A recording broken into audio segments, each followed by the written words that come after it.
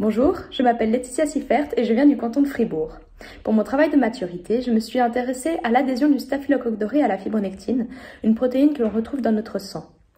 Cette bactérie est très problématique dans le milieu hospitalier car elle crée de grosses infections. Pour initier une infection, ce pathogène doit d'abord adhérer, donc crocher au tissu. Ensuite, il créera un biofilm, une couche protectrice qui rend l'infection incontrôlable. Le but de ce travail est d'identifier le rôle de chacun des deux gènes qui permettra l'adhésion à la fibronectine, c'est-à-dire FNBA et FNBB. Pour ce faire, j'ai utilisé 5 souches différentes. La première étant une souche que nous retrouvons à l'état naturel, la deuxième une souche ne comprenant pas le gène FNBB, une troisième souche qui ne comprend pas le gène FNBA, une souche n'ayant aucun des deux gènes et une souche ayant un plasmide supplémentaire qui lui permettait d'encore mieux adhérer. Avec ces souches, j'ai pratiqué 2 expériences. La première était un test d'adhésion à différentes concentrations de fibronectine et à différents temps de croissance bactérien. Ce test a révélé que le gène FNBB contribuait majoritairement à l'adhésion, ce qui est surprenant car il est souvent négligé.